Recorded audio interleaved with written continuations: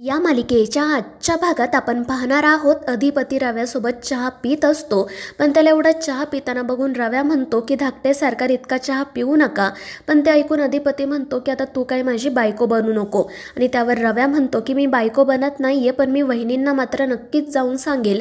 आणि त्यावर अधिपती म्हणतो की तू काही शाळेत आहे का प्रत्येक गोष्ट मास्तरीनबाईंना जाऊन सांगायला. आणि त्यावर रव्या म्हणतो पण तुम्ही तर त्यांचे विद्यार्थी आहात ना. तर अधिपती नाराज होत म्हणतो की त्याचा आता काय फायदा. मास्तरीनबाई या विद्यार्थ्याला अर्ध्यावरच सोडून गेल्या. आधी मी इतकी दिवस त्यांची वाट बघितली आणि आता जेव्हा त्या माझ्या आयुष्यात आल्या तेव्हा पुन्हा अशा अर्ध्यावर सोडून गेल्या. तर रव्या त्याला समजावतो की धाकटे सरकार, आता तुम्ही वाट बघू नका, सरळ वहिनींना घरी घेऊनच या. तर दुसरीकडे भुवनेश्वरी अक्षराला सांगत असते की ही शाळा माझी आहे. तर अक्षरा म्हणते की मुळीच नाही. आणि ते ऐकून भुवनेश्वरी तिच्या हाताला धरूनच तिला शाळेच्या बोर्डजवळ घेऊन जाते आणि म्हणते की बघा वाचा काय लिहिलंय, भुवनेश्वरी विद्या मंदिर. आणि ते ऐकून अक्षरा म्हणते की शाळेला तुमचं नाव आहे याचा अर्थ असा नाही की ही शाळा तुमची आहे. तर भुवनेश्वरी म्हणत असते की शाळा चालवायला आणि ही शाळा बांधायला ना खूप पैसा लागलाय आणि तो पैसा माझा आहे. तर अक्षरा म्हणते की तुमचा नाही भुवनेश्वरी मॅडम, तो पैसा सूर्यवंशींच्या खजिन्यामधून आला आहे. या शाळेचे मालक अधिपती आहेत आणि बाबा आहेत. या शाळेशी तुमचा काही एक संबंध नाहीये. या शाळेला तुमचं नाव आहे म्हणून तुम्ही मला या शाळेतून बाहेर काढू शकत नाही, एवढं लक्षात ठेवा. आणि ते ऐकून भुवनेश्वरी खूप चिडते. ती म्हणत असते की मास्तरडे तू जास्त बोलू नको. तर अक्षरा म्हणत असते की काही झालं ना तरी तुम्ही मला या शाळेतून बाहेर काढू शकणार नाही, इतकं लक्षात ठेवा. कारण तुमच्यापेक्षा जास्त अधिकार माझा आहे. मी अधिपतींची कायदेशीर बायको आहे. कायद्याने आणि धर्माने जास्त अधिकार माझा आहे, तुमचा नाही. आणि ते ऐकून भुवनेश्वरी खूप चिडते आणि रागाच्या भरात अक्षरावर हात उगारते. मात्र अक्षरा तिचा हात पकडते आणि रागातच तिच्याकडे बघू लागते.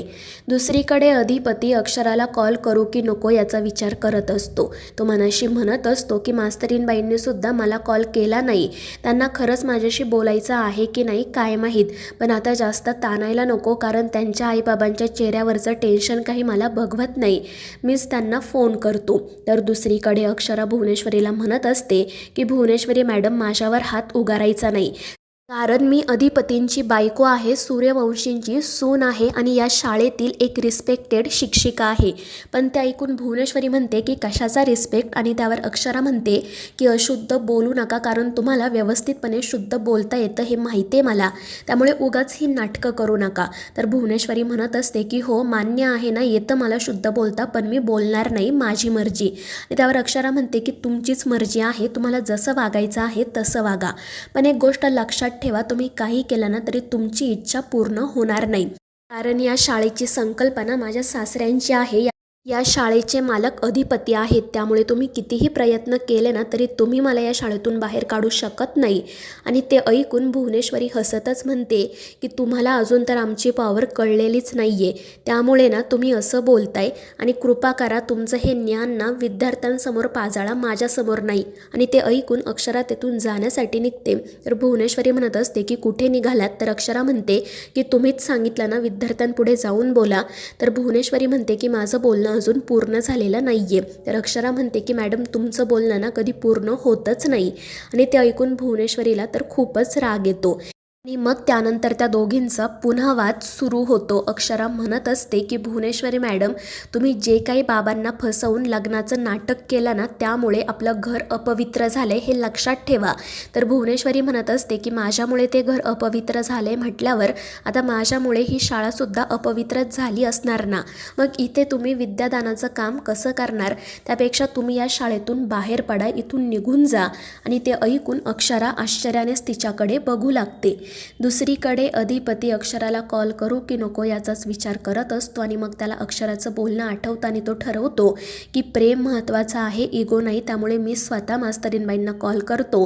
पण तितक्यात त्याला आजींचा फोन येतो. आजी त्याला सांगत असतात की अरे भुवी कुठेतरी बाहेर गेली आहे आणि खूप वेळ झाला तरी ती घरी परत आलेली नाही आहे.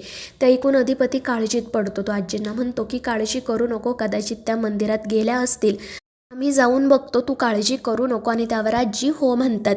तर दुसरीकडे भुवनेश्वरी अक्षराला नाटक करत म्हणत असते की आमच्यामुळे ते घर अपवित्र झालं म्हणून तुम्ही घरातून बाहेर पाडलात ना, आता आमच्यामुळे ही वास्तूसुद्धा अपवित्र झाली आहे, त्यामुळे तुम्ही इथे सुद्धा थांबू नका. आणि ते ऐकून अक्षरा म्हणते की म्हणजे काय म्हणायचं आहे तुम्हाला. आणि ते ऐकून भुवनेश्वरी हसतच म्हणते की आम्हाला काय म्हणायचं आहे ना ते तुम्हाला व्यवस्थित कळतंय, लिहिता वाचता येतं ना तुम्हाला. आणि त्यावर अक्षरा म्हणते की म्हणूनच मी शिक्षिका झाली आहे. तर भुवनेश्वरी म्हणत असते की तुम्हाला जो प्रश्न विचारला आहे ना त्याचं सरळ सरळ उत्तर द्या, उगाच वाकड्यात शिरायचा प्रयत्न करू नका. आणि मग ती अक्षराला विचारते की तुमचं आडनाव काय आहे. त्यावर अक्षरा म्हणते की सूर्यवंशी. तर भुवनेश्वरी हसतच म्हणते की ते आमचं आडनाव आहे. तुमचं आडनाव काय आहे, तुमच्या आई वडिलांचं. आणि त्यावर अक्षरा सांगते आमोणकर. तर भुवनेश्वरी म्हणते की ठीक आहे, मग आता आम्ही जे काही सांगतोय ते त्या पत्रावर लिहा आणि त्याखाली तुमची स्वाक्षरी करा. दुसरीकडे अधिपती भुवनेश्वरीला कॉल करत असतो, पण ती काही कॉल रिसीव करत नाही, त्यामुळे तो काळजीत पडतो. त्यानंतर तो ओंकारला कॉल करून आईसाहेब गोडाऊनमध्ये आल्यात का हे विचारतो, पण ओंकार नाही म्हणतो. त्यामुळे अधिपतीला अशी भीती वाटू लागते की कदाचित आईसाहेब घर तर सोडून गेल्या नसतील ना. त्यामुळे तो खूपच घाबरतो आणि लगेच मंदिराकडे जाण्यासाठी निघतो. दुसरीकडे भुवनेश्वरी अक्षराला राजीनामा द्यायला सांगत असते, पण अक्षरा या गोष्टीसाठी स्पष्टपणे नकार देते.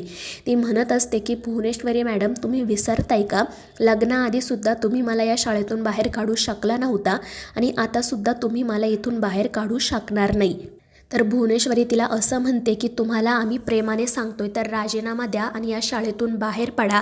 आम्ही तुम्हाला हवे तेवढे पैसे देऊ, आयुष्यभर बसून खा. आणि ते ऐकून अक्षरा रागातच म्हणते की माझं माझ्या कामावर प्रेम आहे. जर आयुष्यभर बसूनच खायचं असताना तर मी शिक्षिका झाले नसते, अडाणीच राहिले असते. आणि अक्षराचा हा टोमणा भुवनेश्वरीला बरोबर बसतो आणि ती रागातच म्हणते की काय म्हणालात तुम्ही, आम्हाला टोमणा मारला का.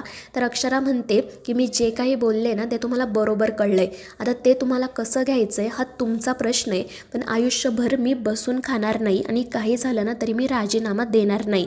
माझं माझ्या कामावर प्रेम आहे. आणि ते ऐकून भुवनेश्वरी म्हणते की ज्यावर आपलं प्रेम आहे ते आपल्याला मिळतंच असं नाही. तर अक्षरा म्हणते की मला सगळं मिळालं आहे. मात्र भुवनेश्वरी हसतच म्हणते की ते टिकेलच असं नाही. तर अक्षरा म्हणते की काही झालं ना तरी मी ते टिकवणारच. आणि ते ऐकून भुवनेश्वरी म्हणते की तुम्हाला अजून आमची पॉवर माहिती नाही आहे, काही झालं ना तरी आम्ही तुम्हाला या शाळेतून बाहेर काढणारच. पण अक्षरा म्हणत असते की तुम्ही काही केलं ना तरी तुम्ही मला या शाळेतून बाहेर काढू शकत नाही, हे तुम्हाला सुद्धा चांगलंच माहिती आहे. आणि म्हणूनच तुम्ही सतत मला राजीनामा द्यायला सांगताय. मला माहिती आहे ना, जर तुम्ही मला या शाळेतून बाहेर काढलं तर अधिपतींच्या नजरेत तुम्ही पडाल आणि तुम्हाला हे सगळं नको आहे, म्हणूनच तुमचा हा सगळा खेळ सुरू आहे.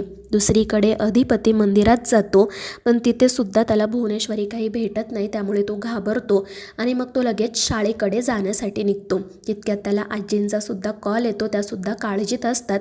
अधिपती त्यांना समजावतो आणि सांगतो की काळजी करू नको, मी शाळेत जाऊन बघतो. दुसरीकडे भुवनेश्वरी अक्षराला सही करायला सांगत असते, पण अक्षरा स्पष्टपणे नकार देत म्हणते की तुमची कितीही इच्छा असली ना तरीही मी राजीनामा देणार नाही. आणि मग याच गोष्टीवरून त्या दोघींचा पुन्हा वाद सुरू होतो. तर मित्रांनो, या मालिकेच्या पुढील भागांच्या अपडेटसाठी आपल्या चॅनेलला सबस्क्राईब करा.